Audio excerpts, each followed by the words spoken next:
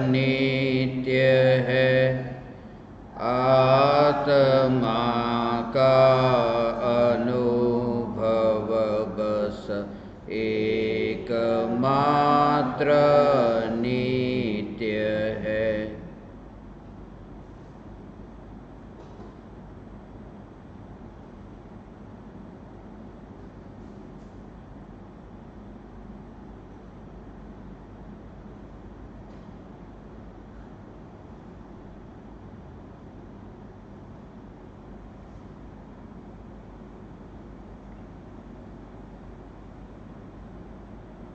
पहली शंका। पूज्य गुरुदेव, सादर वंदन नमन। एक जिज्ञासा। आपने ज्ञानी की दशा, रहन सहन, खाना पीना, दिनचर्या आदि बताई। उस क्रिया को करते हुए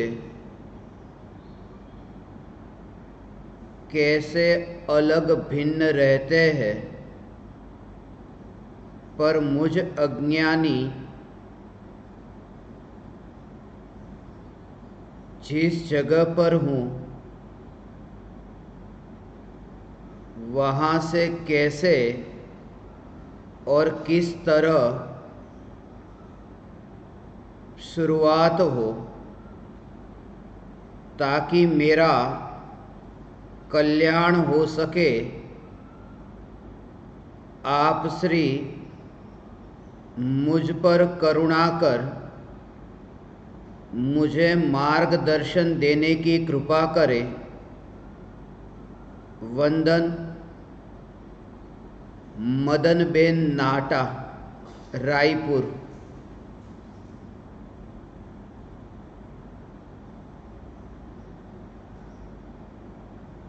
चैतन्य तत्व की निर्विकल्प अनुभूति को उपलब्ध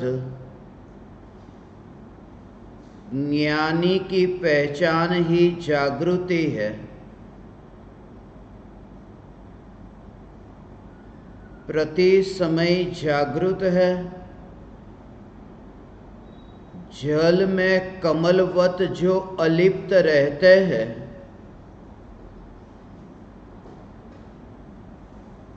ऐसी अलिप्तता ज्ञानी को प्रति समय होती है। भले ही वे जल में चल जाए, फिर भी जल को छूते नहीं। ऐसी अलिप्तता जहाँ प्रकट होती है, उस दशा का नाम ही ज्ञानी की दशा है।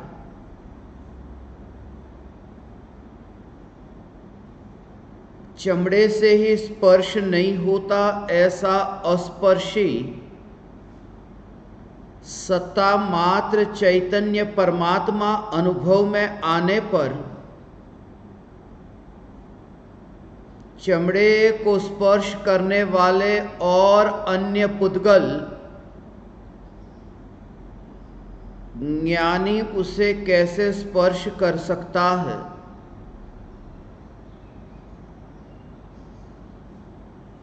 इसलिए ज्ञानी की जागृति के संबंध में हमने थोड़ी चर्चा की थी कि ज्ञानी की प्रत्येक क्रिया में अंतर में जागृति किस प्रकार से होती है। देह की क्रिया में वे देह में नहीं होते, और चैतन्य सत्ता के बाहर जिन्होंने स्वयं की सत्ता मानी ही नहीं है, और जो देह को राख की दीवार मानते हैं और स्वयं को चैतन्य महल मानते हैं, वे ज्ञानी राख की दीवार से अलिप्त है। भले ही वे रहते हैं संसार के कीचड़ में, फिर भी ज्ञानी तो ज्ञानी ही रहते हैं। भले ही सोना रहता है कीचड़ में, फिर भी सोने का मूल्य कम नहीं हो जाता। सोने पर जंग नहीं लगती। ऐसे ही ज्ञानी की अलिप्तता है कि गृहस्थ अवस्था में रहकर भी जो चैतन्य ग्रह में ही विराजमान है, ऐसी ज्ञानी की सहज दशा है। जैन फकीर रंजायनी अपने शिष्यों से कहता था कि ज्ञानी वही जो पानी में चल जाए मगर पानी उसे छुए भी नहीं। और गांव के लोगों ने बहुत प्रयास किया पानी पर चलने का, मगर सफल नहीं हुए। तरह तरह के उपाय खोजे, फिर भी पानी को छुए बिना पानी में चल न सके। और एक दिन ऐसा हुआ जब रंजायनी खुद पानी से यात्रा कर नदी के इस किनारे से उस किनारे की ओर जा रहे थे। गांव के लोगों ने सोचा कि आज देख लेते हैं कि वे पानी में चलते हुए पानी को छूते हैं कि नहीं। मगर रंजायनी के पैर भी ऐसे ही पानी को छू रहे थे जैसे सभी लोगों के पैर पानी में चलते समय पानी को छूते हैं। गांव के लोगों को यह बात समझ में नहीं आई, जैसे तुम्हारी समझ में यह बात नहीं आती कि ज्ञानी देह को छूता नहीं है। चैतन्य की अनुभूति होने पर, स्वरूप की स्पर्श न होने पर, वह अंतर की अनुभूति होने पर वह देह में कहीं नहीं। फिर वह होठ से होठ के टकराने से, जीभ और तालू के टकराने से, ध्वनि उत्पन्न होने से ये पुकार होती हो चैतन्य की, मगर मैं तो वह जो कभी अपने स्वरूप से बाहर नहीं निकला, स्वरूप से एक प्रदेश भी जो आगे नहीं बढ़ा, विकल्पों के प्रदेशों में भी नहीं बढ़ने वाला ऐसा चैतन्य स्वरूप, यही मैं हूं। और जैसे जैसे ये सुनते सुनते तुम्हारे अंतर में भाव से बिखर तत्व विचार हो, तुम उस अपूर्व दशा को अनुभव करोगे कि तुमने ये पाया। फिर ये होता है, तुम करते नहीं। और ऐसी आध्यात्मिक क्रांति तुम्हें घटित हो सकती है। फिर ये वाणी भी तुम्हारे लिए निमित्त बन सकती है, मगर महत्वपूर्ण यह कि तुम्हारे अंदर ये विचार प्रारंभ हो। आज सुना है कल विचार प्रारंभ होगा, अभी सुना है कभी ना कभी विचार प्रारंभ होगा, वो व्यर्थ न जाएगा। इसलिए निराश मत होना। मुझे एक घटना अभिस्मरण में आई।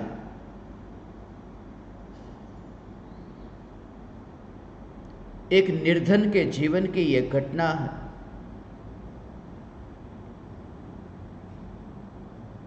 भीख मांगता, दाने मांगता, आटा मांगता, घर घर जाकर के मांगता। दया प्रभु की दया, ये भीख मांगने वाला भिक्षुक। एक बार ऐसा हुआ कि उसकी शादी हुई। शादी के बाद पत्नी के साथ वह जीवन व्यतीत करने लगा, संतुष्ट था, इसलिए कोई व्यर्थ की झंझट नहीं थी। भिक्षा मांगने के लिए गया, वापिस लौटा, लेकर आया, पत्नी को बताया कि आज तो इतने दाने मिले, थोड़े दिन तक कोई चिंता न करनी पड़ेगी। धीरे धीरे लोगों ने उसे अनाज के दाने देना भी बंद कर दिया। परिस्थिति ही कुछ ऐसी थी, मगर उसका ये संकल्प था, नियम था कि कोई भी संत मेरे द्वार पर आए, मैं उस संत को भूखा न जाने दूंगा। कैसे भी करके, कुछ भी करके मैं उस संत को भोजन कराऊं।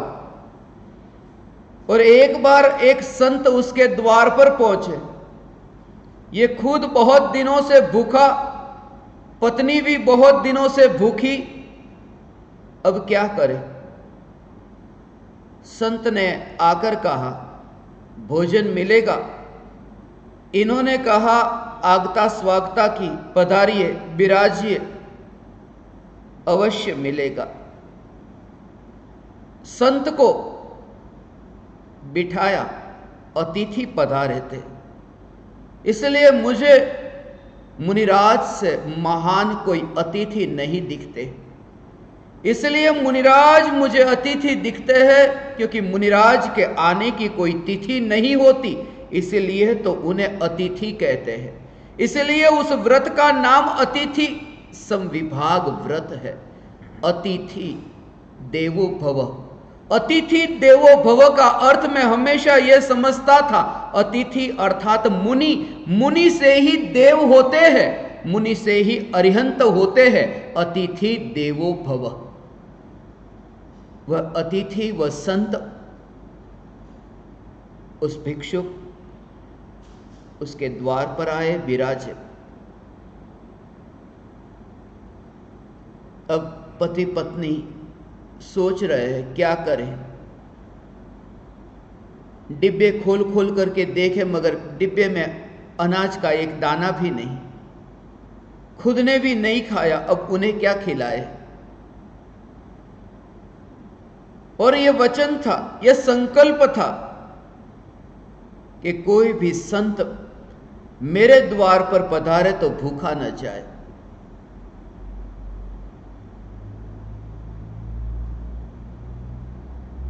पति बाजार में गया। बाजार में जाकर एक ही उपाय था, उधार तो मिलने वाला नहीं था। बाजार में जाकर उसने अपने बाल कटवाए, और जितने भी बाल कटे हुए मुंडन करा लिया, और बालों को बेचा, और बालों को बेच करके फिर जो अनाज मिला वो अनाज लेकर आया, और उसने संत को उस अनाज के दाने को परोसकर, भोजन परोसकर भोजन दिया। अनाज पेट में गया, संत तृप्त हुआ। बहुत समय से भूख लगी थी, आशीर्वाद दिया, कहा तुमने हमारा बहुत स्वागत किया है, हम तुम्हें क्या दे, हम तो संत, मगर हम तो संत अनाज के दाने के भूखे नहीं, हम तो भावों के भूखे, और तुम्हारे पास भाव है। इसलिए ऐसा करता हूं कि आज का दिन मैं यहीं रुक जाता हूं, शाम का भोजन भी मैं तुम्हारे यहां ही करूंगा। अब शाम का भोजन अब क्या करें। जब पत्नी को पता चला, जैसे ही पति ने अपना सिर नीचे किया कि सिर पर जो कपड़ा लिपटा था वो कपड़ा हट गया, मुंडन देखा, पता चल गया कि ये बाल बेचकर आए। शाम के समय पत्नी ने भी वो बाल कटवा कर बेच दिए। उससे जो अनाज के दाने खरीद कर लेकर आए, शाम का भोजन संत को कराया। संत ने कहा, आज की रात मैं अब यहीं रुक जाऊंगा, रात हो चुकी, अब कहां जाऊं, अब यहीं रह जाता हूं। पति और पत्नी दोनों ने मुंडन करा लिया। सुना था प्रवचन में बहुत बार, और वही जो संस्कार में था वो उदय में आया। ऐसे संस्कार उदित हुए। सुना था सत्संग में, कर्तृत्व बुद्धि का बोझ यदि उतर जाए तो अपूर्व शांति का अनुभव होगा। पति ने पत्नी से कहा, सुना था हमने सत्संग में कर्तृत्व बुद्धि का बोझ, अभी हमारे सिर से ये बालों का बोझ कम हुआ है, फिर भी इतनी शांति मिल रही है। कर्तृत्व का बोझ उतर जाए तो कितनी शांति। और उस समय दोनों स्वरूप में लीन हुए, उस स्थिति को उपलब्ध हुए। सुबह जब संत उठे, देखा कि पति पत्नी है ही नहीं। पति आत्मा को उपलब्ध होकर मुनि हो गया, पत्नी आत्मा को उपलब्ध होकर आर्जिका हो गई। यह कहानी मैंने सुनी, मुझे बहुत प्रीतिकर लगी। सुना हुआ व्यर्थ न जाएगा। मदन नाटा का ये जो भाव कि मैंने सुना ज्ञानी की दशा को, मगर मैं क्या करूं।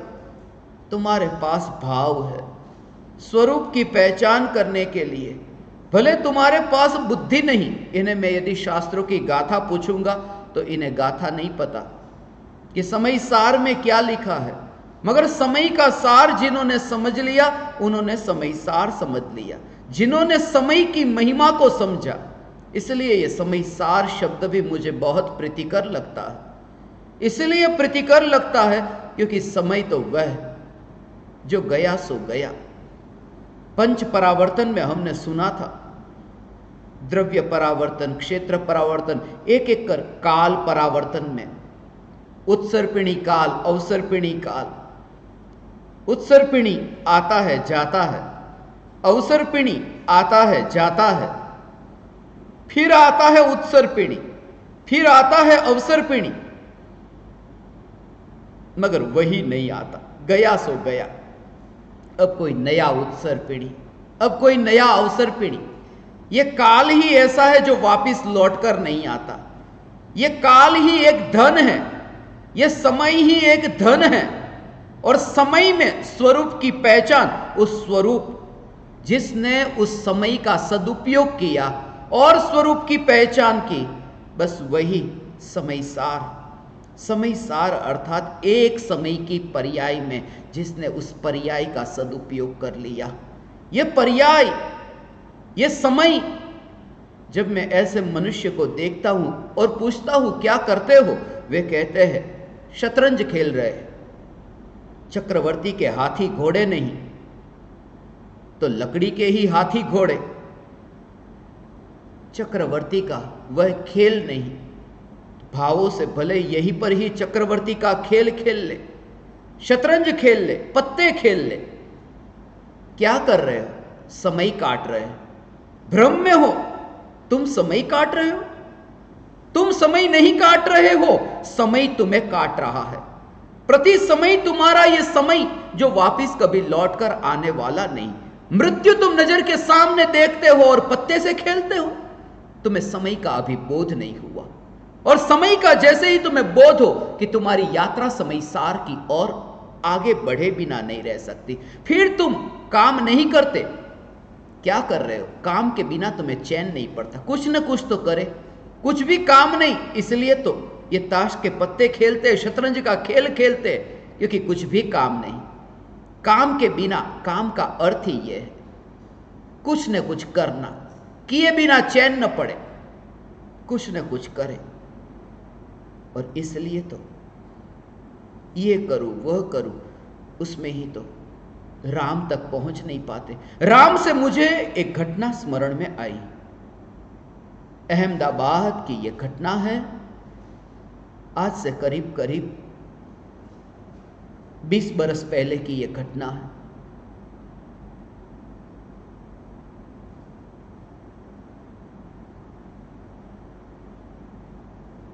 समय सार पड़ा था। बचपन से ही समय सार मेरे हाथ में मिला था। मां बाप ने वसीयत में यदि कुछ दिया है तो यही समय सार। घर के ऊपर ज्ञान मंदिर था और ज्ञान मंदिर में मैं समयसार को जैसे ही वो कबाट खोलता, अलमारी खोलता कि पहले ही मुझे समयसार दिखता। वह समयसार नहीं पाया आत्मा को, और हमेशा जब भी मैं समयसार खोलता उस समय मुझे ये दो ही गाथा पहले, अहम एक को खलु शुद्ध 38 और 73वीं, ये दो गाथा हमेशा, पता नहीं दादाजी उन्हीं गाथाओं को अधिक पढ़ते होंगे कि वो पन्ना भी ऐसा हो गया था कि जब भी खोलता कि वही पन्ना खुलता। वह स्मरण में आता कि एक बार ये आत्मा की अनुभूति हो, अंततः यहीं पर ही आना होगा, इसे ही प्राप्त करना होगा। इसकी प्राप्ति के बिना तुम्हें चैन न मिलेगा, शांति न मिलेगी, सुख न मिलेगा, और इसकी प्राप्ति के बिना तुमने जो भी समृद्धि पाई, जो भी धन पाया, वो धन धन नहीं। यदि कोई मुझसे पूछे कि धन क्या, धन वह जिसे मृत्यु न छुड़ा सके, बस वही धन, और वह है समयसार जो प्राप्त हुआ फिर छूटता नहीं। एक बार ये बोध हो फिर छूटता नहीं, फिर तुम्हें वापिस वहां जाने की जरूरत नहीं। तुम पार हुए, तुम पास हुए, पास होने के बाद वापिस लौटने की जरूरत नहीं। क्या तुम प्राथमिक कक्षा में एक बार तुम पास हुए, जैसे तुम 7वीं कक्षा में, मैं उमराला में पढ़ा यहां प्राथमिक शाला में, और फिर 10वीं कक्षा तक मैं दूसरी उच्चतर शाला में, महाविद्यालय में, मगर फिर मुझे वापिस वहां जाने की जरूरत न पड़ी। एक बार 4थी कक्षा में पास हो गया, फिर 4थी कक्षा में बैठने की जरूरत नहीं पड़ती। तुम पास हुए, कोई प्रयोजन न रहा, तुमने पाठ सीख लिया। जिस पाठ को तुम सीख लेते हो फिर वापिस लौटकर जाना नहीं पड़ता, फिर वो पाठ तुम्हारे अंतर में ऐसा दृढ़ हुआ।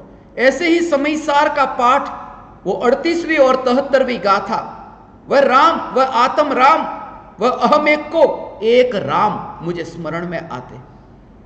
उस समय में यात्रा करता था अहमदाबाद में सरकारी बस में, और जब सरकारी बस में, सिटी बस,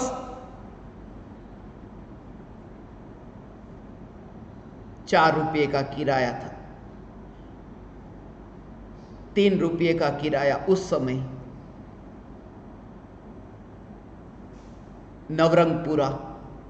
नवरंगपुरा से मैं लाल दरवाजा की ओर जा रहा था।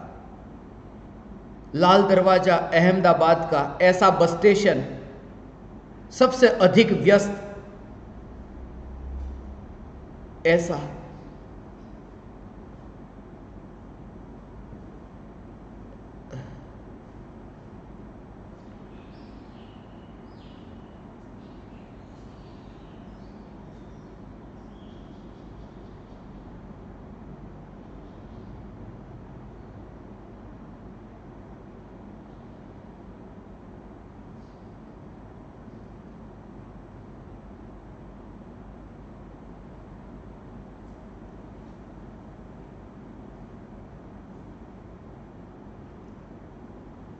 यात्रा हो रही थी, बहुत भीड़ थी बस में।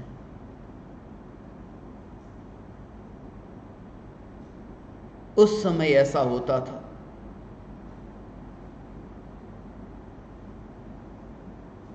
थोड़े दिन पहले ही हम भूतकाल के पुराने संस्मरण, पुरानी यादें जो ताजा हो रही थी,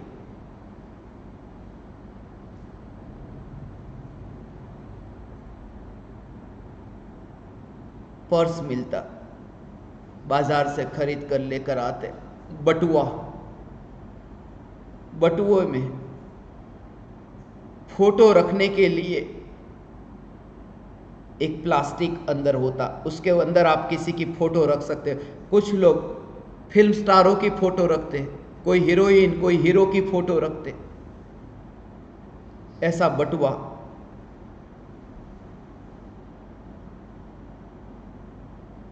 उस समय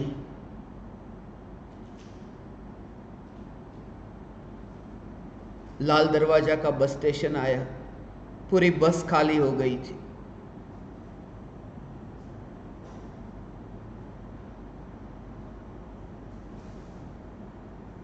तभी कंडक्टर नीचे उतरा। पैसेंजर सब अभी वहीं पर ही नीचे जा ही रहे थे कि कहा कि रुको,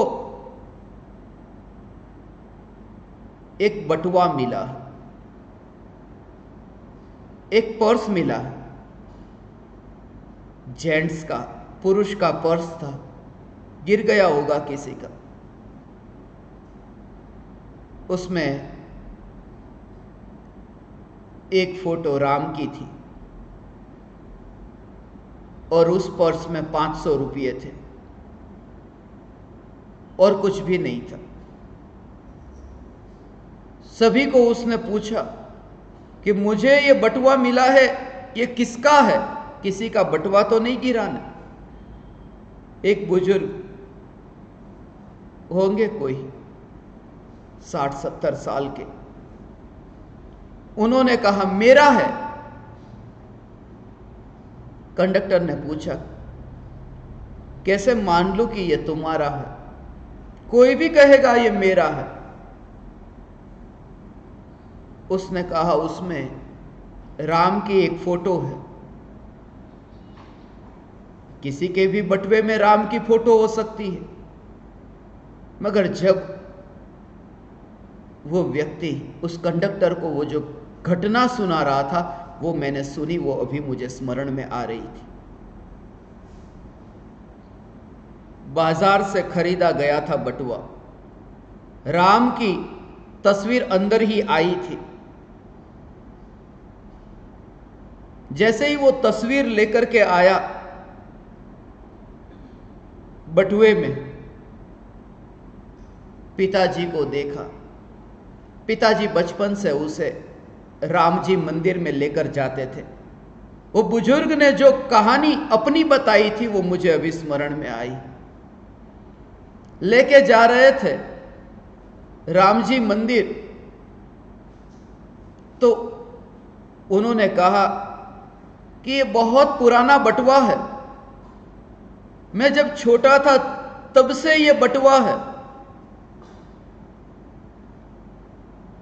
मेरे पिताजी को मैंने राम तुल्य माना, वे ही राम जो मुझे राम तक ले गए, इसलिए मैंने राम की तस्वीर के ऊपर मेरे पिताजी की तस्वीर लगा दी। राम की तस्वीर पीछे चली गई और पिताजी की तस्वीर लगाई, मगर एक बार मैंने आईने में देखा तो मेरी तस्वीर पिताजी की तस्वीर से ज्यादा सुंदर दिखती थी, तो मैंने पिताजी की तस्वीर के ऊपर फिर मैंने अपनी तस्वीर भी लगा दी। अंदर ही अंदर बटुए में तस्वीर के ऊपर तस्वीर लगाता गया। और जैसे ही मैं जवान हुआ, मेरी शादी हुई, कि मेरी पत्नी इतनी सुंदर थी, मेरा सौंदर्य तो कुछ भी नहीं, फिर मैंने मेरी पत्नी की तस्वीर लगाई। और जैसे ही एक बच्चा पैदा हुआ, पत्नी की तस्वीर के ऊपर मैंने अपने बेटे की तस्वीर लगाई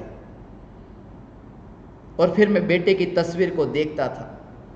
इतना मोटा बटुआ हो गया था, मगर जैसे ही मेरा बेटा जवान हुआ और छोड़कर चला गया, इतना बड़ा किया, इतना ध्यान रखा, पाला पोसा, छोड़कर गया। अंतिम घड़ी पर जीवन के अंत में मां बाप के साथ रहना चाहिए, वो बेटा मेरा न रहा। धन का लोभी था, मां बाप को छोड़कर वो चला गया। थोड़ी नौकरी कर लूं, थोड़ा कमा लूं। मां बाप जिंदगी में अभी थोड़े दिन के मेहमान, उनके साथ न रह सका। उसने कहा मेरा बेटा मेरा न रहा। जैसे ही बेटा छोड़कर गया, मैंने बेटे की तस्वीर हटा दी कि फिर मुझे मेरी पत्नी की तस्वीर दिखाई दी। मैं उस तस्वीर को देखता कि फिर मैं देखता मेरी पत्नी इतनी बूढ़ी कि जिसमें अब कोई सौंदर्य नहीं, कि मुझे जचता नहीं कि कहां ये तस्वीर और कहां मेरी पत्नी। बीमार पड़ी पत्नी की भी मृत्यु हुई और मृत्यु होते ही उसने पत्नी की तस्वीर को वहीं स्मशान में छोड़ दिया। और जैसे ही पत्नी की तस्वीर को हटाया कि खुद की तस्वीर सामने आई और खुद की तस्वीर को देखा कि अरे मैं जवान में कैसा था, अभी मैं कैसा।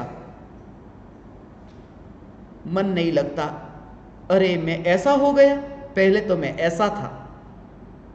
उसने अपनी तस्वीर भी हटा दी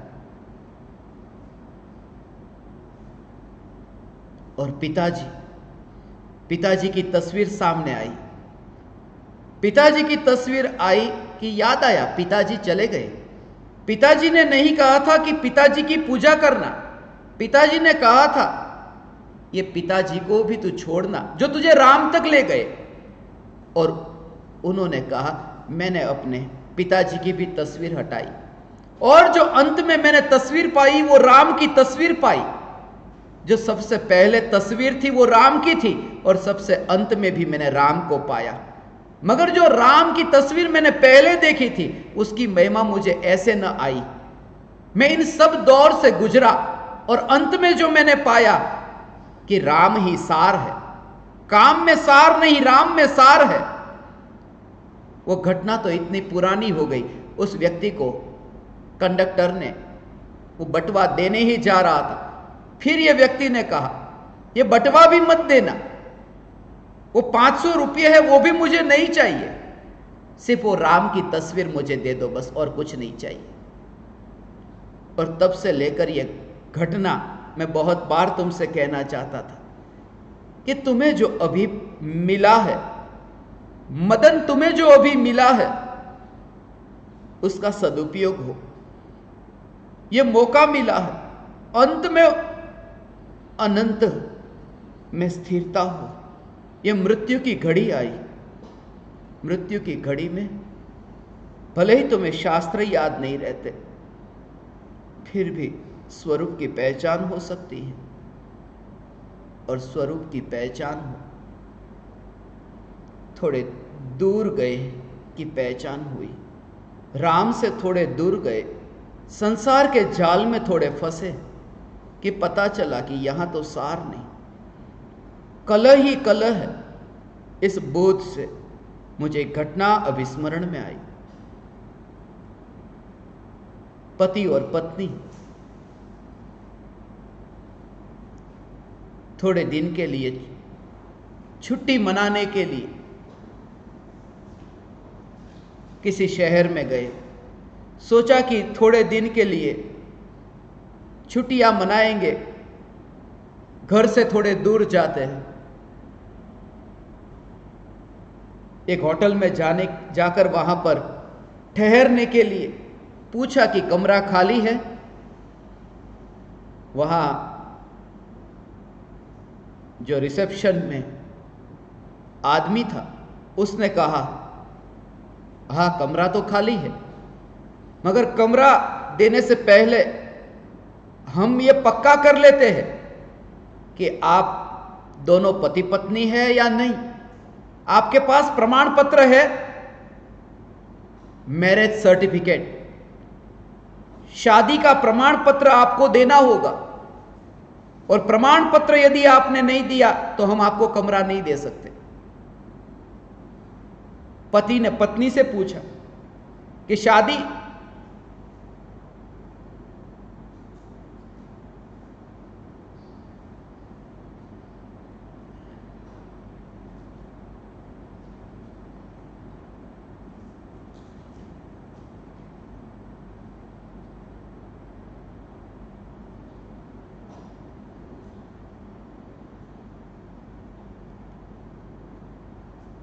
शादी का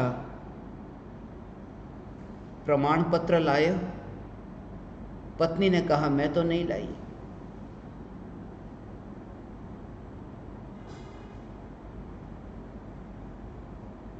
मैंने तुमसे कहा था ना लेके आना।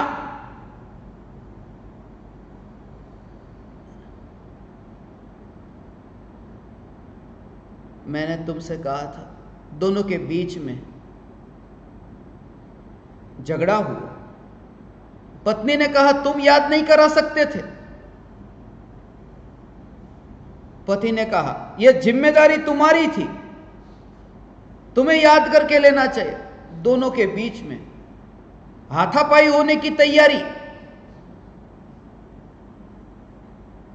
और होटल के वो जो रिसेप्शन में लड़का था उसने कहा नहीं चाहिए प्रमाण पत्र, लो ये चाबी, आपको कमरा देते हैं।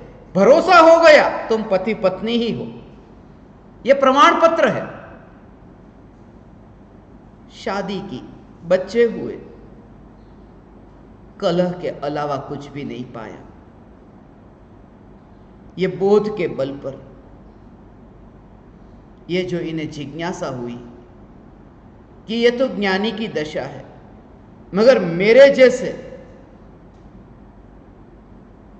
शुरुआत कैसे करें?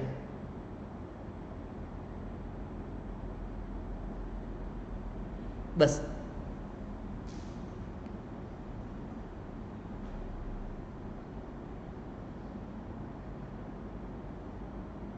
असारता के बोध के बल पर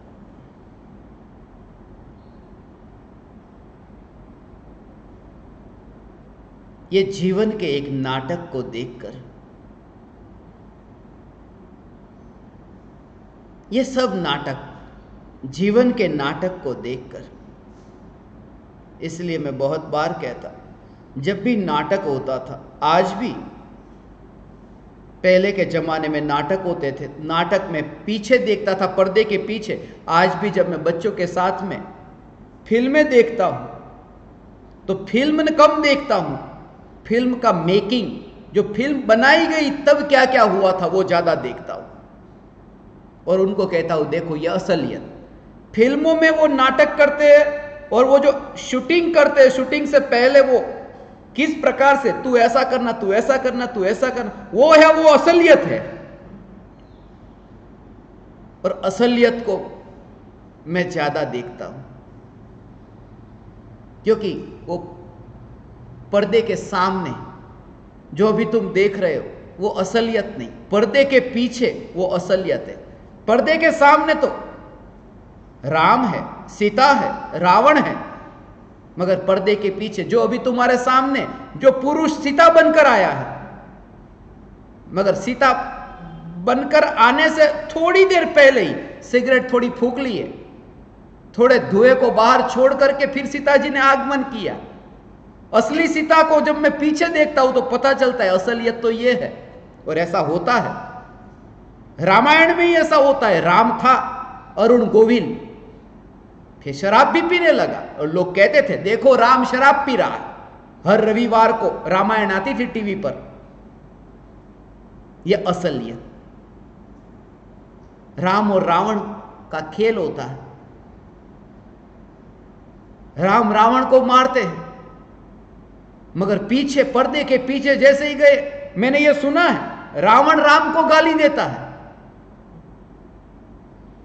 और रावण राम को गाली देते हुए कहता है कि उसमें तुझे मेरी ओर देखना था, तू मेरी ओर क्यों नहीं देखा?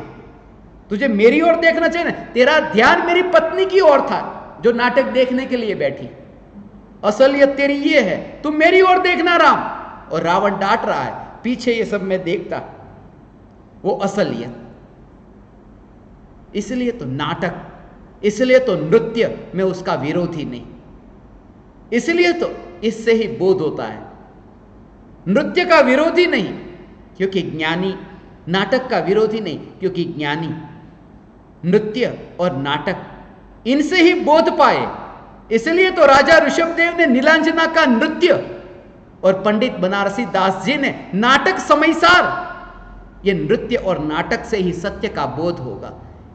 मदन, तुम्हारे जीवन में जितनी भी घटना घटी, बस उन फूलों को इकट्ठा कर गले में पहनो, माला बना लो। उसे बोध की माला कहता हूं, क्षणिक के बोध की माला। ये क्षणिक के बोध के बल पर तुम्हारी नित्य की यात्रा हो। शास्त्रों को पढ़कर तोता रटन से कुछ ना होगा। पहले के जमाने में ऐसी नावें थी कि इस किनारे से उस किनारे जाने के लिए इतनी मजबूत नावें थी, मगर उससे क्या होगा? इससे तुम तीर न सकोगे। अभी तुम्हारे पास क्या है? कागज की नाव है। असली नाव है या नहीं? पुरानी कहानी तुमने सुनी तीर्थंकर परमात्मा की कि उनकी नाव तो ऐसी कि संसार सागर से तिर गई, मगर नावों के स्मरण करने मात्र से कोई पा लेता है? तुम्हारी नाव कहां है? नाव है या नहीं? कैसे तीरोगे तुम? तोता रटन नहीं। और धन्य भागी है जिन्होंने ये तोता रटन नहीं किया, कोरे होकर खाली होकर बैठे।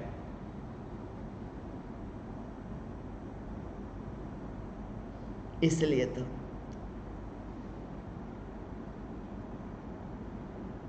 आनंद में गवाने योग्य कुछ भी नहीं और पाने योग्य भी कुछ भी नहीं। गवाऊं क्या जिसे पाया ही नहीं। इसलिए अनुभूति होती है, आत्मा की अनुभूति होने पर इसलिए तो मरण के भय से मुक्त हो जाता है, क्योंकि अनादि अनंत ध्रुव चैतन्य सत्ता, इस सत्ता का दर्शन हुआ। ऐसा दर्शन हुआ जिसने ये देख लिया। जब भी मैं देखता, बचपन में मां को कपड़े धोती, डोरी पर कपड़े टांगती, हमारे सब छोटे भाई, बड़े भाई, बहन, सबके और उनके खुद के सबके कपड़े डोरी पर लटके हुए मैं देखता। बच्चे के भी कपड़े हैं, जवान के भी कपड़े, बूढ़े के भी कपड़े हैं। और यहां तक कि घर में भैंस थी तो भैंस के ऊपर जो कपड़ा उसके शरीर पर ठंड के दिनों में जो बिछाते, जो गेहूं की बोरी का, ऐसा उसे भी धोकर उसी डोरी पर सुखाते। ये सब कपड़े को मैं देखता। मनुष्य के ही नहीं, जानवर के कपड़े को भी देखता। बच्चे के नहीं, जवान और बूढ़े के कपड़े को देखता। मगर एक बार जब मैंने उस डोरी को देखा कि कपड़े के कारण ये डोरी नहीं, डोरी अपने कारण है, तब मुझे ये बार बार विचार आता, मनुष्य के शरीर का कपड़ा, फिर जानवर के शरीर का कपड़ा, फिर बालक, जवान और वृद्ध के, फिर स्त्री और पुरुष के, ये शरीर का कपड़ा, उसके कारण ये चैतन्य डोरी की सत्ता नहीं। यह चैतन्य डोरी यही मैं हूं।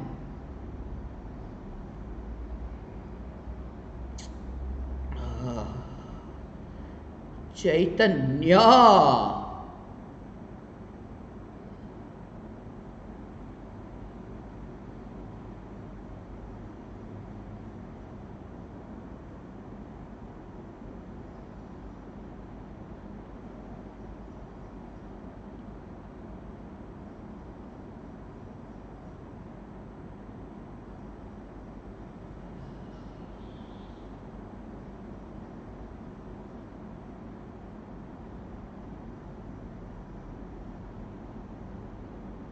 चैतन्य स्वभावी भगवान आत्मा, ऐसे अनादि अनंत ध्रुव, ये ध्रुव ये सत्ता, ये ध्रुव डोरी।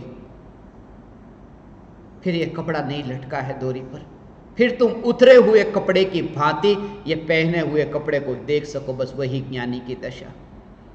कपड़ा उतरा नहीं है डोरी से, मगर देखा तुमने ऐसे ही जैसे नीचे उतरे हुए कपड़े, और उतरे हुए कपड़े को जैसे तुम देखते हो, बस ऐसे ही।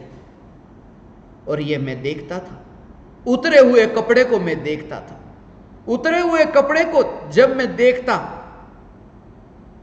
और ठीक किए होते, इस्त्री तो करते नहीं,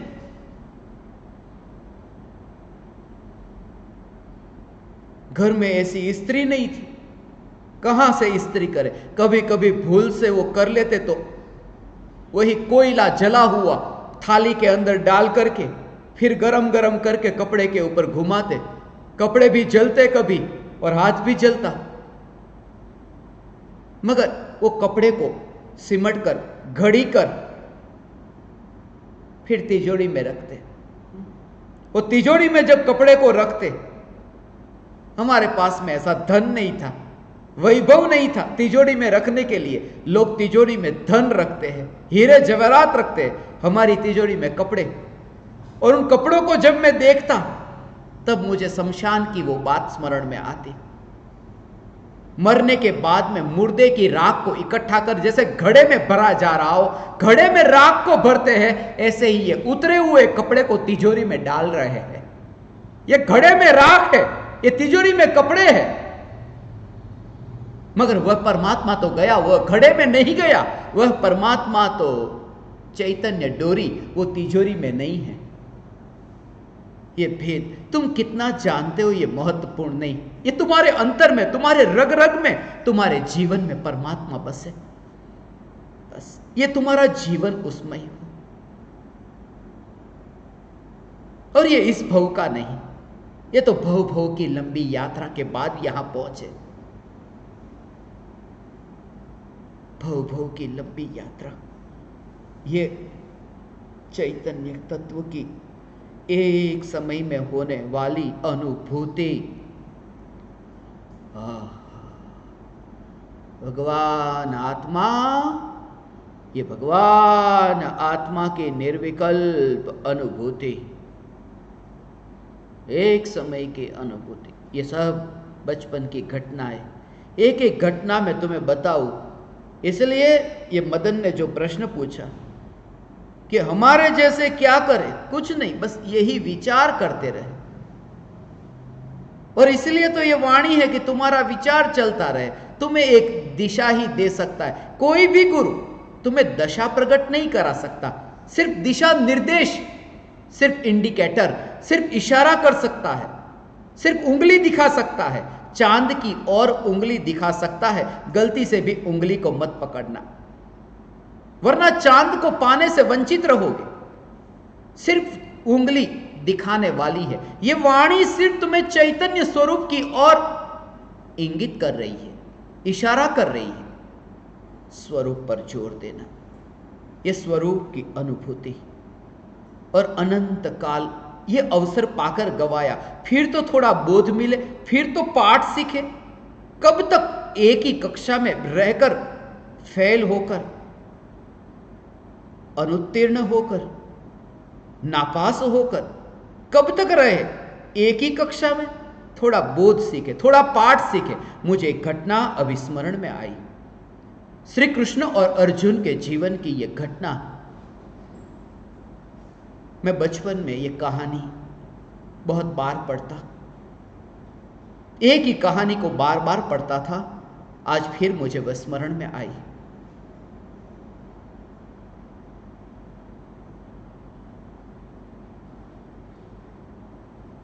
अर्जुन का पाठ हमारे पाठ्यक्रम में पढ़ने का आता। अर्जुन को जब पूछा कि तुझे क्या दिखता है, पक्षी की एक आंख ही दिखती है और कुछ नहीं। उन्हीं कहानियों में एक कहानी थी। एक बार श्री कृष्ण और अर्जुन दोनों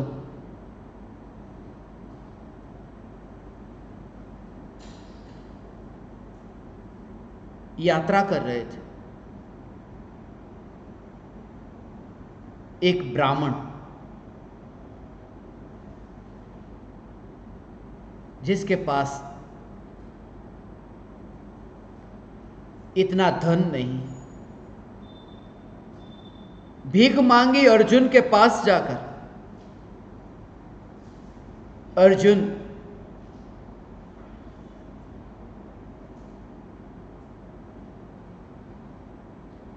कुछ मिलेगा?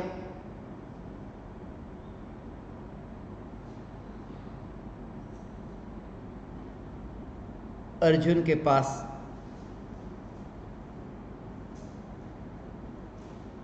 कुछ स्वर्ण मुद्रा थी। स्वर्ण मुद्रा जितनी भी अपनी थैली में थी, सब इस ब्राह्मण को दे दी। उसकी दशा पर दया आई कि बेचारा भीख मंगा, कुछ नहीं है, देखो कपड़े भी कैसे फटे पुराने।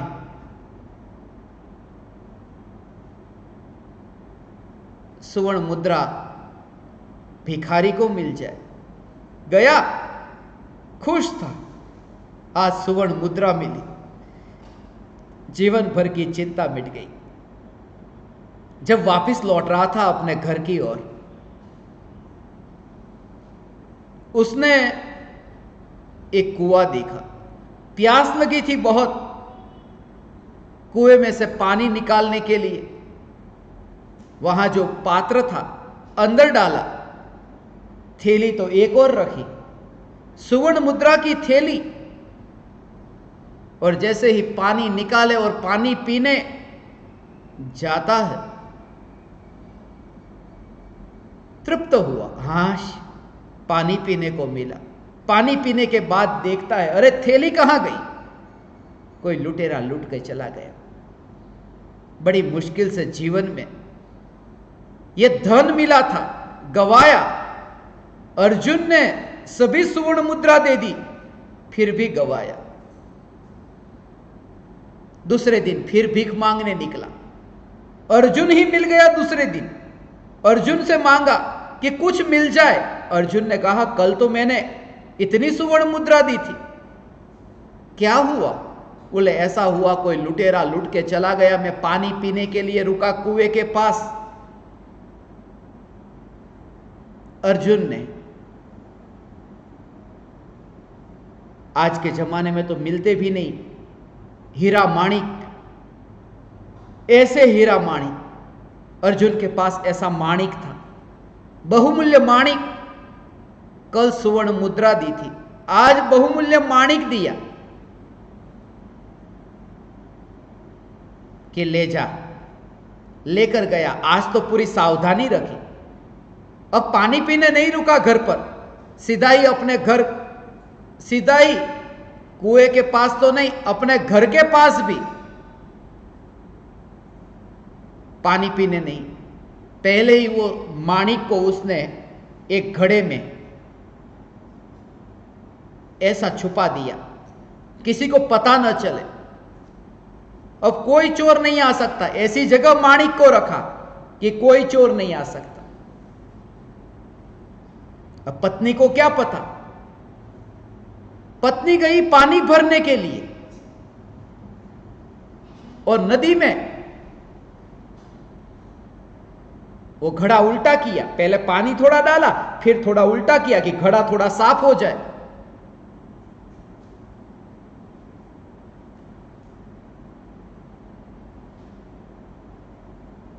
और ऐसा हुआ कि माणिक गया, बह गया। तीसरे दिन वो भिक्षुक फिर गया अर्जुन के पास। अब तो हद हो गई। कोई तुम्हें किसी के पास में पहले दिन मांगने जाओ, दूसरे दिन मांगने जाओ और फिर तीसरे दिन पहुंच जाओ। इस बार अर्जुन कुछ देने जाए उससे पहले ही श्री कृष्ण ने कहा, रुको अर्जुन। श्री कृष्ण ने 2 पैसे निकाले। 2 पैसे। अर्जुन ने कहा, ये क्या कर रहे? 2 पैसे? 2 पैसे में क्या आएगा? एक समय का भोजन भी नहीं मिलेगा। श्री कृष्ण ने कहा, ठीक है, देने दो, तुम फिक्र मत करो। 2 पैसे दे दिए।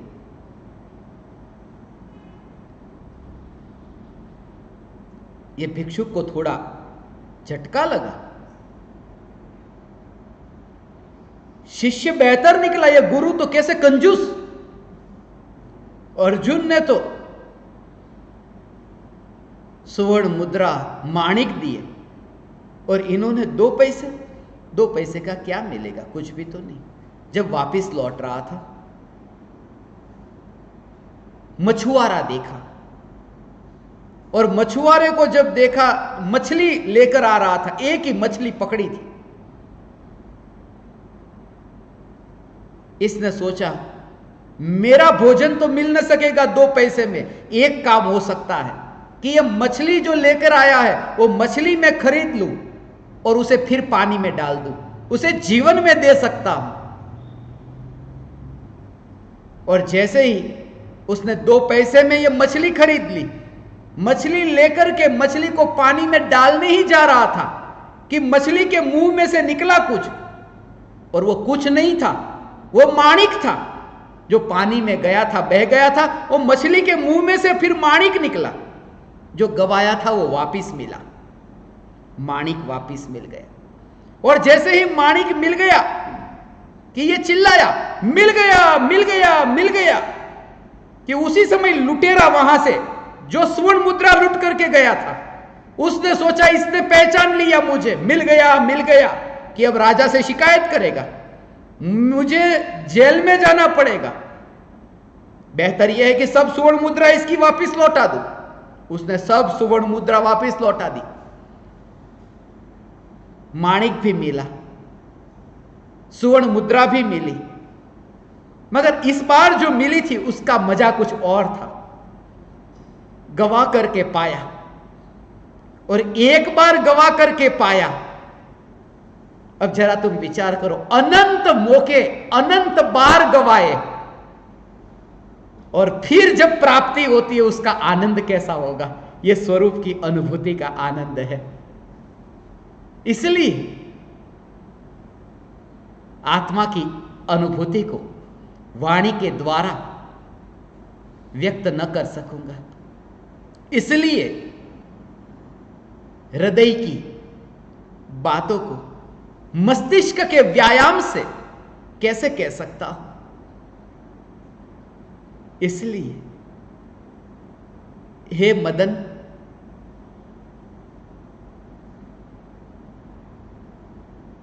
तुम्हारी जो ये जिज्ञासा कि ये सब तो सुन लिया, समझा, मगर करे तो करे क्या, कुछ नहीं। प्रयोग हो, प्राप्ति होती है अंतर पर जोर देने से, भूखे रहने से, प्यासे रहने से नहीं, व्रत तप से नहीं, जागृत होकर, क्रियाकांड से नहीं, ज्ञान की क्रिया, यह ज्ञान का जानना, यही क्रिया, ज्ञान की क्रिया पर जोर हो कि फिर कोई कांड न होगा, फिर कोई कर्म कांड न होगा। इसलिए तो ज्ञान पर जोर हो, इसलिए तो समय सार पर जोर हो। जहां समय सार पर जोर आया कि फिर वहां कांड न रहा, फिर वो कोई भी कांड हो, फिर वह गोमट सार जीव कांड हो, या फिर गोमट सार कर्म कांड हो, या फिर कोई क्रिया कांड हो, जहां ज्ञान पर जोर, समय पर जोर, यह समय ही मैं हूं, मैं समय सार हूं, यह जागृति। बहुत सूक्ष्म भाव, उनकी पूछने के पीछे इतने गहरे भाव है। कभी इसके बारे में अवसर मिला तो मैं विस्तार से बताऊंगा। अभी आगे दूसरी शंका। पूज्य गुरुदेव श्री, सादर प्रणाम। प्रश्न यह है कि अक्सर यह कहने में व मानने में आता है कि लातों के भूत बातों से नहीं मानते, भगवान से चाहा तब मुझे मिल गया, बहुत मेहनत किया तब यह धन कमाया, इत्यादि बातें आती है।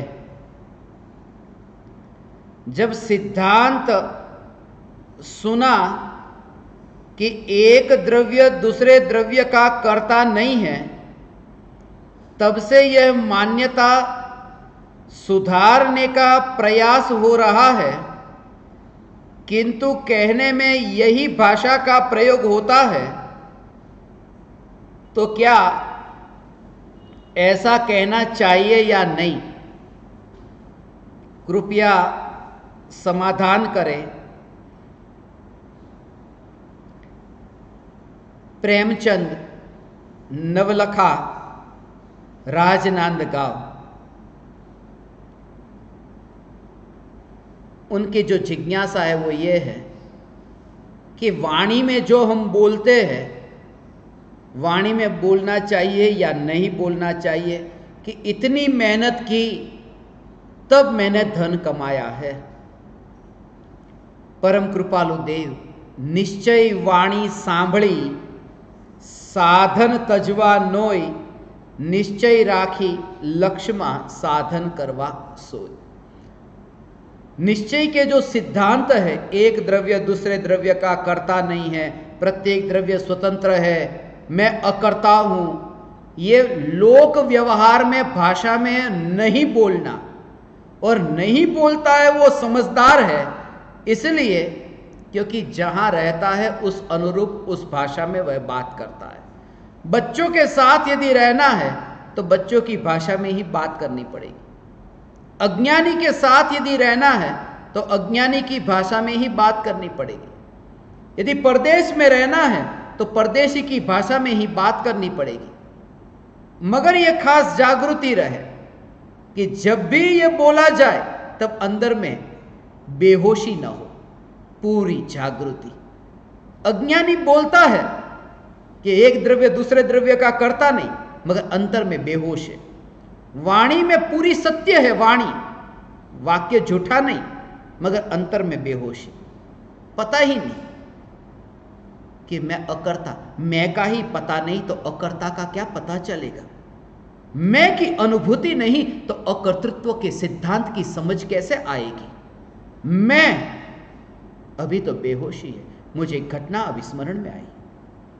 एक व्यक्ति गया था घर से बाहर, जब घर लौटा,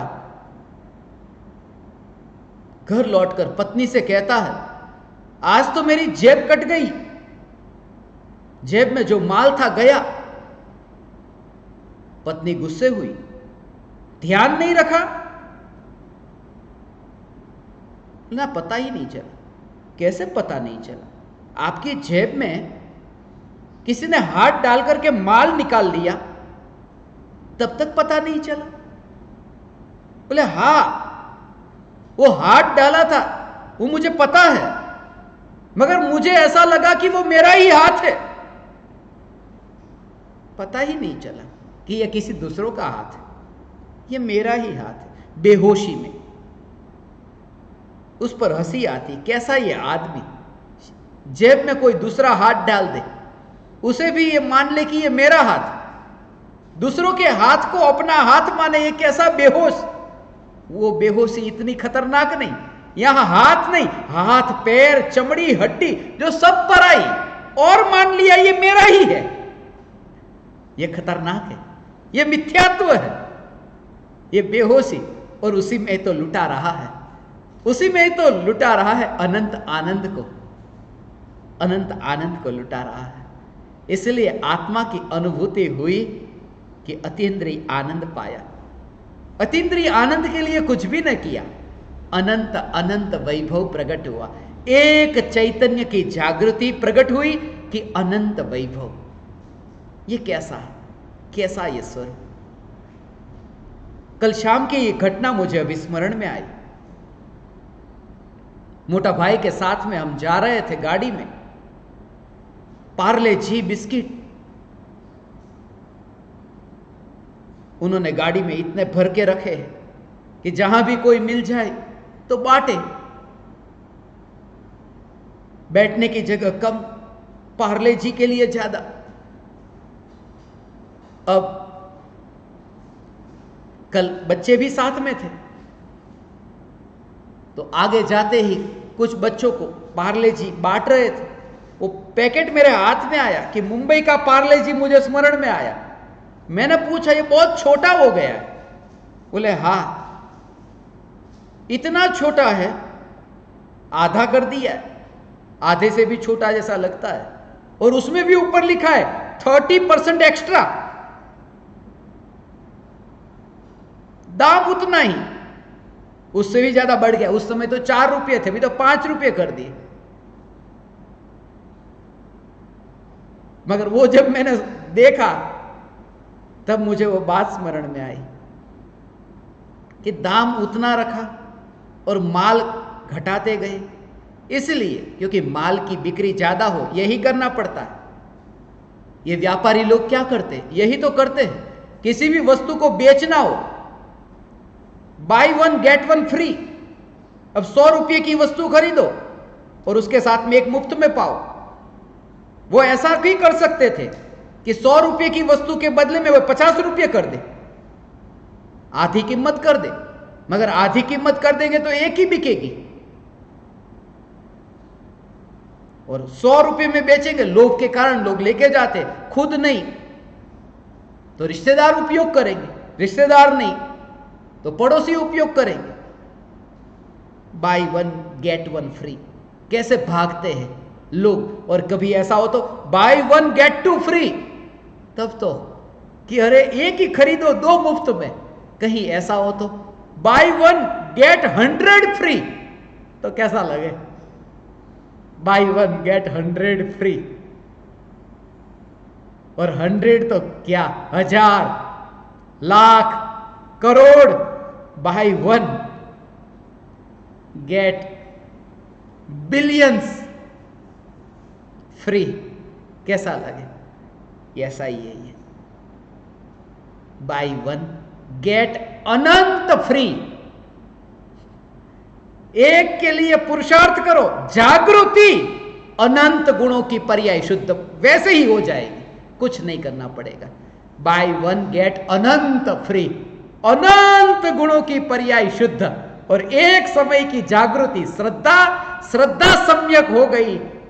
ये सब ये कल उसी कारण से रात को मुझे कुछ विचार आ रहे थे। अभी तो समय कम है, कभी मैं उसके बारे में बताऊंगा कि ये वाणी में क्या बोलना वाणी में, कि हाँ बोलना यही, व्यवहार में यही बोलना। मैंने बहुत मेहनत की है, बहुत चला हूं, बहुत ठोकरें खाई है, पसीना बहाया है। 78 रुपये लेकर के मुंबई में फुटपाथ पर सोया था, बहुत पसीना बहाया।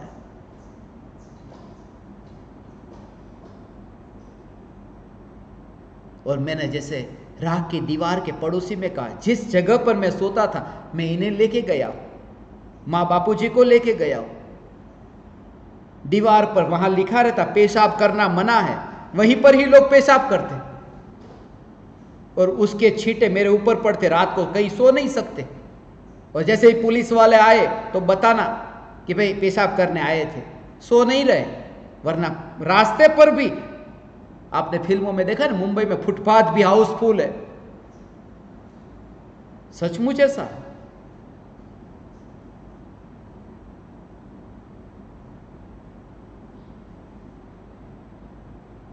वह जगह बोलने में यही आएगा।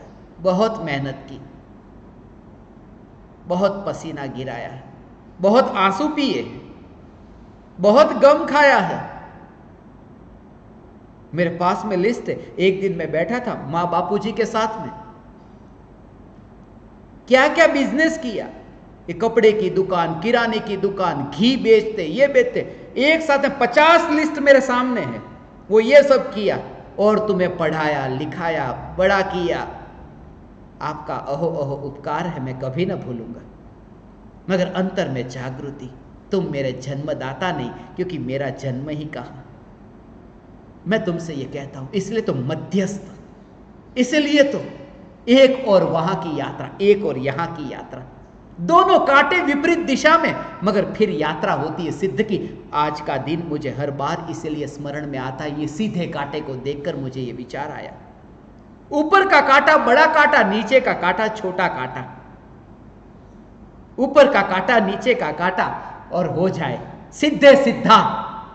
ऊपर का कांटा 12 पर और नीचे का कांटा 6 पर, 6 बजते हैं ना, दोनों विपरीत दिशा में है, मगर सीधे और सीधे सीधा। और आज का दिन इसलिए स्मरण में आता है, 12 तारीख को 6ठा महीना, बड़ा कांटा 12 पर, छोटा कांटा 6 पर, उसे में सीधे सीधा 12-6, बड़ा कांटा छोटा कांटा, दिशा विपरीत है। निश्चय और व्यवहार की दिशा विपरीत है, मगर दोनों मुक्ति की यात्रा में, मोक्ष के मार्ग में है। प्रति समय यह जागृति, वाणी में यही बोलना, वरना तुमने धर्म को समझा नहीं।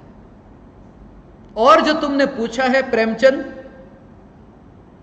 कि लातों के भूत बातों से नहीं मानते, मैं लाते तो मार नहीं सकता, बातें ही कर सकता हूं। और यह कहकर के भी मैं तुम्हें यह कहना चाहता हूं कि जो भी जीव मानता है वो बातों से भी नहीं मानता, लातों से भी नहीं मानता, विचार करने पर मानता है। लात होती है काया की और बात होती है वचन की। वचन और काया से नहीं, बातों से भी नहीं, वाणी से नहीं, लातों से नहीं, काया से नहीं, मन से विचार हो कि प्राप्ति हो। इसलिए लातों के भूत बातों से नहीं मानते। मगर तुम्हें किसने कहा तुम भूत हो? तुम भगवान हो।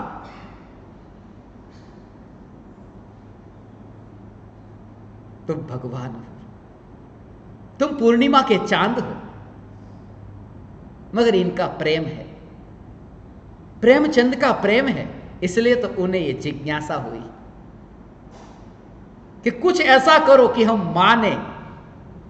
लातों के भूत बातों से नहीं मानते। व्यवहार की भाषा ही ऐसी, व्यवहार इसी का नाम है और इसे ज्ञानी समझ सकेंगे, दार्शनिक नहीं। सम्यक दर्शन जिन्हें हुआ वे समझ सकेंगे, दर्शन शास्त्री नहीं, फिलोसोफर नहीं, फकीर समझ सकेगा इसकी कला को। यूनान में 3 महान दार्शनिक, प्लेटो, एरिस्टोटल, सोक्रेटिस। और प्लेटो हमेशा यह कहते कि इस दुनिया से कवि चले जाए, क्योंकि कवि के कारण ही दुनिया में असत्य इतना फैलता है। कवि बातें करते हैं झूठी झूठी।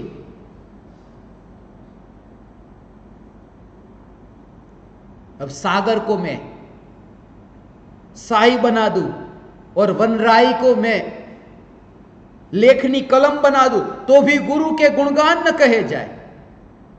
अब कवि ऐसा सब कविता में लिखे, ये कभी हो ही नहीं सकता। ऐसा जो लिखना 3 लोक को नाजजू खाए, और 3 लोक में अनाज ही पैदा नहीं होता, बात बिल्कुल झूठी है। मध्यलोक में अनाज पैदा होता है। ये कवि दौलत राम जी, मगर वे ज्ञानी हैं। उनके पास वह कला है जो प्लेटो के पास नहीं। प्लेटो के पास में सिर्फ विचार है, दौलत राम जी के पास अनुभूति है, निश्चय और व्यवहार का संगम है, समन्वय है। वरना उनमें और निहित से में क्या अंतर? निहित से भी तो यही कहता था कि दुनिया से असत्य चला जाए, मगर उस असत्य के बल पर तो यह सत्य को पाने के लिए बैठे। ये सब झूठे खेल, कौन गुरु कौन शिष्य, कोई किसी का कोई नहीं। मगर फिर भी आप ही मेरे सदगुरु, आपके बिना मैं जाऊं तो कहां जाऊं। बहुत भटका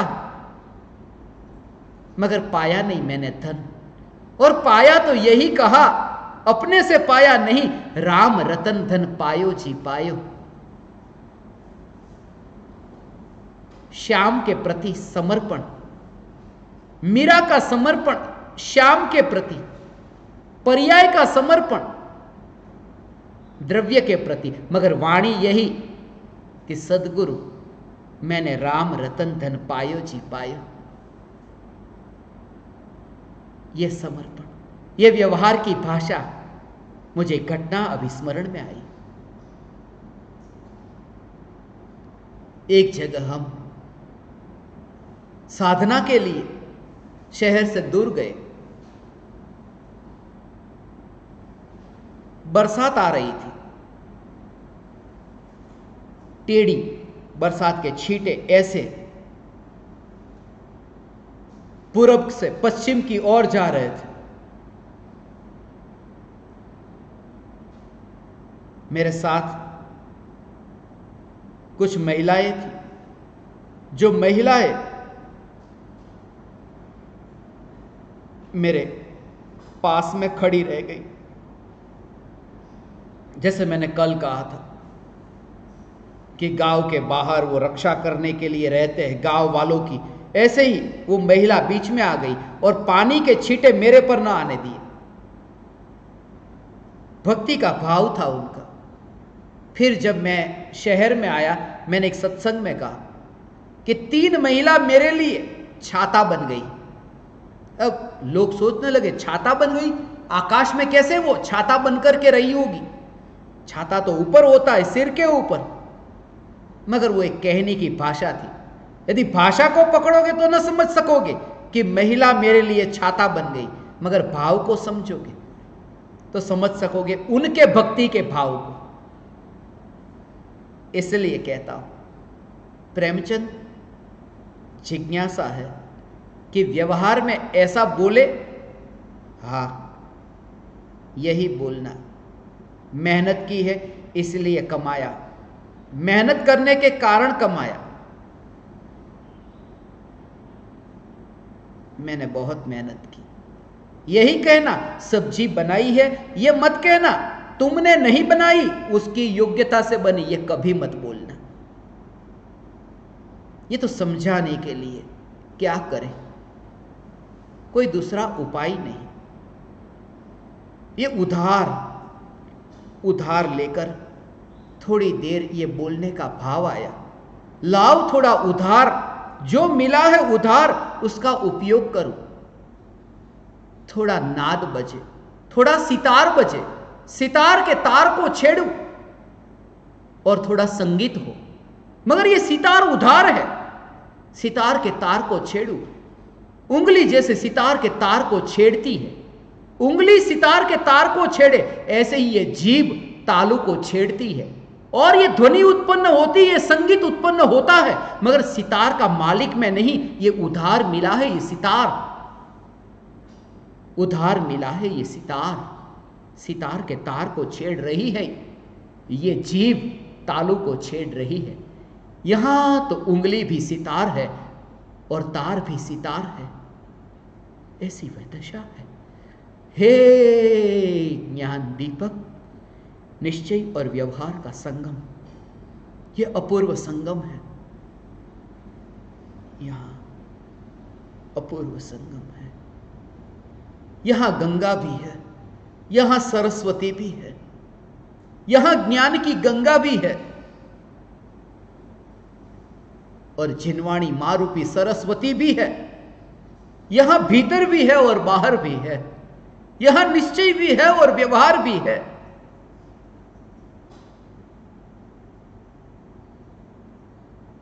यहां निर्विकल्प भी है और विकल्प भी है। जब वो दशा आएगी पूर्ण निर्विकल्प, फिर तुम पार हो गए। फिर तुम्हें ये बोलने की जरूरत न पड़ेगी कि सब्जी अच्छी बनाई है। तब तक तो यही, अच्छी नहीं बनी ये मैं नहीं खाऊंगा, ज्ञानी भी बोलेंगे। अच्छी बनी है, आज मैं ज्यादा खाऊंगा, ये भी बोलेंगे। मगर जागृति, अज्ञानी उल्टे से शुरुआत करता है। वाणी में बोलता है मैं तो शुद्धात्मा हूं, श्रद्धा में मानता है मैं रमेश हूं, मैं सुरेश हूं। वाणी में यह बोलना था मैं रमेश सुरेश, श्रद्धा में यह मानना था मैं आत्मा, मैं शुद्धात्मा। इसलिए दोनों में ऐसा है बैलेंस, निश्चय और व्यवहार का। इन्होंने जो पूछा है, भगवान से चाहा वह मुझे मिल गया। भगवान देते नहीं है, मगर ये तो बोले कि भगवान से चाहा वो मिल गया। ऐसे लोग यदि मिल जाए तो उनके सामने ये भी बोल देना, ऐसे लोग यदि मिले झंझट में नहीं पड़ना। प्रभु की दया से सब पाया, चलो निकलो यहां से, झंझट में से बचो। ज्ञानी बोल देते रिश्तेदारों के साथ में, ये कर्म के उदय से ये मिला है, इधर आजा बैठ जा। कौन कर्म के उदय, काहे की बात करता है, ज्यादा ज्ञानी होने की कोशिश कर रहा है, झंझट होगी। वो कहेंगे ભગવાનની દયાથી અમારે બધું સારું ચાલે છે, તમારે કેવું ચાલે છે? કે હા અમારે બધું સારું જ ચાલે છે हो। तो उन्होंने भगवान की दया से बोला ने, आपने उसी में जोड़ दिया, हमारे ही બધું સારું ચાલે છે।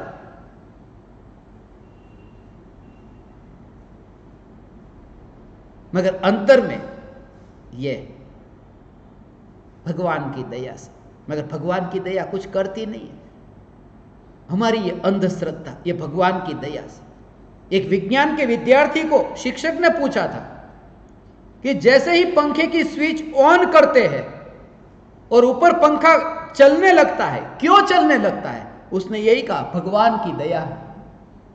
और विज्ञान का विद्यार्थी, भगवान की दया है। वो गड़बड़, और वो बोल भी देने तो उतनी गड़बड़ नहीं है जितनी अंदर मान्यता में कि भगवान की दया से।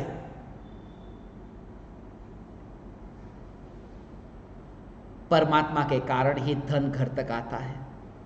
ये सत्य है, ये परम सत्य है।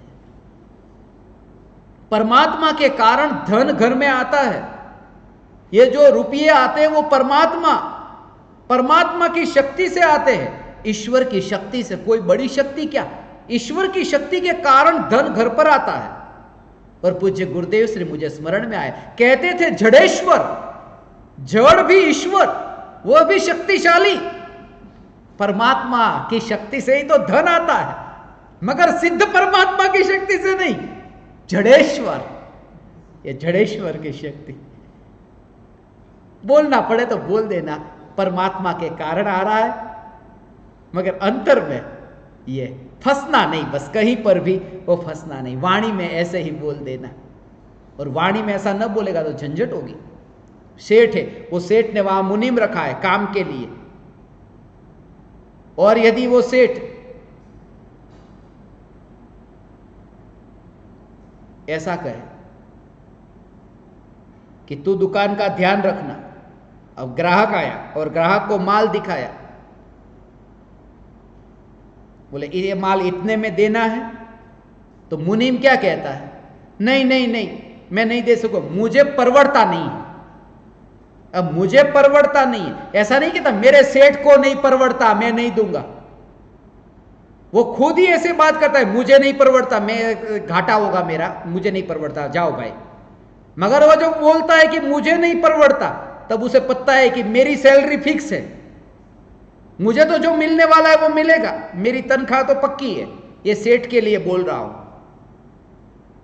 उस समय मालिकीपन वहां नहीं है और बोलना बिल्कुल झूठा हो रहा है। व्यवहार ऐसा ही होगा। व्यवहार और निश्चय का बैलेंस, ये जो उन्होंने पूछा, व्यवहार में रहते हुए कहने में ऐसी ही भाषा का प्रयोग होता है, ऐसी ही भाषा का प्रयोग होगा। यह शांत राग रुचि भी परमाणु भिस्वम निर्मापित स्त्रिभुवनैक ललाम भूत। ऐसा ही होगा कि हे परमात्मा, आपके जो शरीर के परमाणु ऐसे शांत है। अब परमाणु कोई शांत होते, शांत और अशांत परमाणु होते। आत्मा में अशांति, आत्मा में शांति हो सकती है, मगर ये तो शांत परमात्मा के कारण परमाणु को परमात्मा। अब वहां भी किन्होंने लिखा ये छठे सातवें गुणस्थान में झूलने वाले ऐसी झूठी बातें? यह शांत राग रुचि भी परमाणु विश्व। हाँ, व्यवहार, व्यवहार में यही बोलना, फंसना नहीं, बस नहीं फंसने का ये उपाय है, नहीं फंसने का ये उपाय है कि संसारी जनों के साथ में यहां रहते हुए पतली गली से निकल जाने का ये उपाय व्यवहार की भाषा है।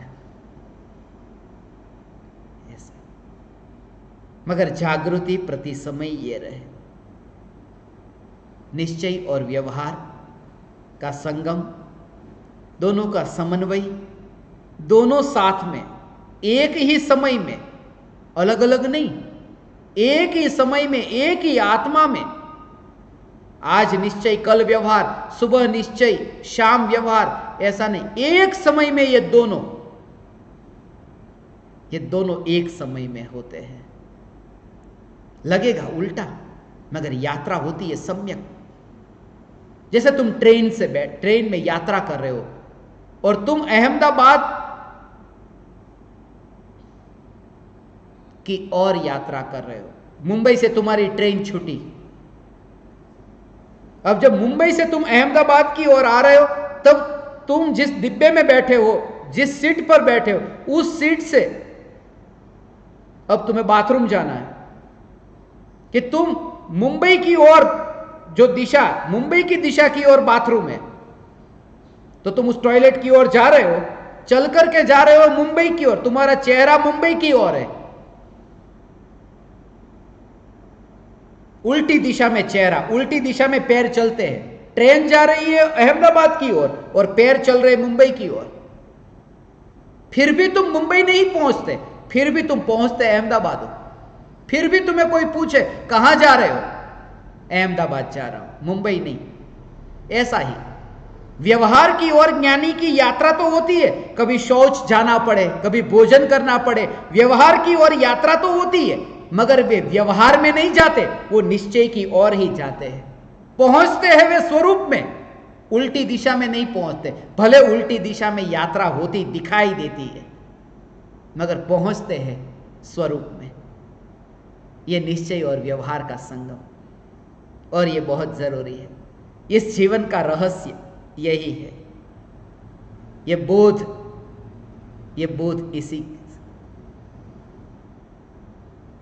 छोटे छोटे रोल जो हमें यहां मिले हैं, किसी को पत्नी का, किसी को पति का, किसी को मां का, किसी को पुत्र का, ये जो रोल मिला है, बस इनके साथ रहकर अनित्यता के बोध के बल पर, स्वरूप की जागृति के बल पर ये यात्रा हो। क्षणिक के बोध के बल पर किसी का रोल कम है, किसी का रोल ज्यादा समय के लिए है, मगर जागृति ये रहे सब। अभी ये पात्र गया, अब वह पात्र आया और गया।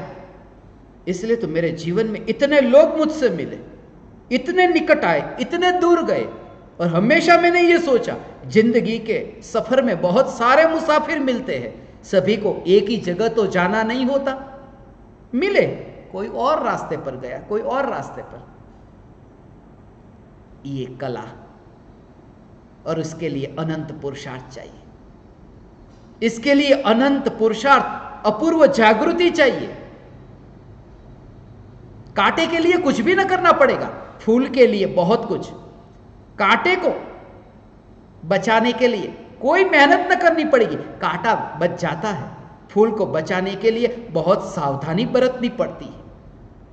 बेहोशी के लिए कुछ भी न करना पड़ेगा, जागृति के लिए अपूर्व पुरुषार्थ चाहिए। और क्षणिक के बोध के बल पर प्रेमचंद, तुम्हारी निश्चय और व्यवहार की यात्रा में आगे वृद्धि हूं। क्षणिक के बोध के बल पर, ये सब नाटक के रोल उसे समझते हुए, ये बोध के बल पर, ये बोध के बल पर निकोलो मैकियावेली बहुत गजब का आदमी हुआ। इटली में जब मैं वहां गया था किसी और जगह पर, और मैं उस जगह पर पहुंच गया।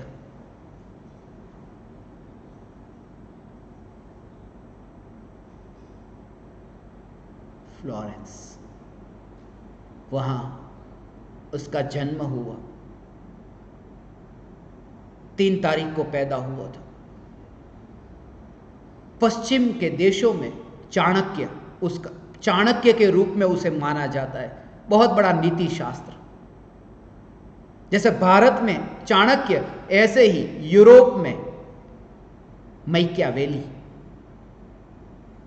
और जब मैं उसके जन्म स्थल पर था, एक ही बात मुझे उसकी स्मरण में आ रही थी, क्षणिक के बोध से संबंधित है इसलिए मुझे अभी स्मरण में आई। चाणक्य ने यह कहा, तुम जिनके साथ रहते हो वहां एक बात का ध्यान रखना। चाणक्य ने एक सूत्र दिया चाणक्य नीति में, षट्कर्णात् छिद्यते भेद। कोई भी बात 6 कानों तक पहुंचती है, फिर उसका भेद नहीं रहता।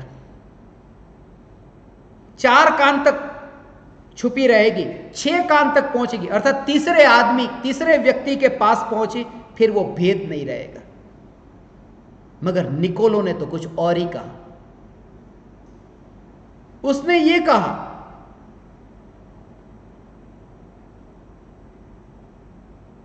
किसी भी, कितना भी निकटवर्ती तुम्हारा मित्र हो, उसे ऐसी बात मत कहना जो बात तुम शत्रु को नहीं कहते।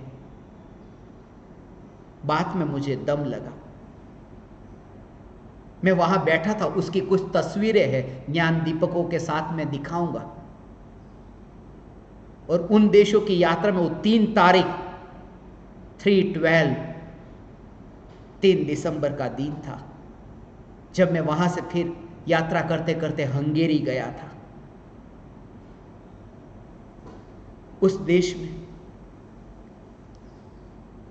तुम अपने मित्र से भी वह बात मत बताना जो तुम शत्रु से नहीं कहते, इसलिए क्योंकि आज का मित्र कल तुम्हारे लिए शत्रु बन सकता है और गड़बड़ हो सकती है। और साथ में यह लिखा, ऐसी बात अपने शत्रु से भी मत कहना जो तुम अपने मित्र से नहीं कहते, क्योंकि क्या पता वो आज शत्रु है, कल तुम्हारा मित्र बन जाए और कह दे तुमने यह भी मुझसे कह दिया था, ऐसा कह दिया था। आज का मित्र कल तुम्हारा शत्रु बन सकता है, आज का शत्रु कल तुम्हारा मित्र बन सकता है। और इसी खेल में तुम्हें उसकी पहचान करनी है जो कभी नहीं बदलता। मित्र शत्रु, शत्रु मित्र में बदलते हैं, स्वरूप किसी में नहीं बदलता, वह स्वरूप मैं हूं।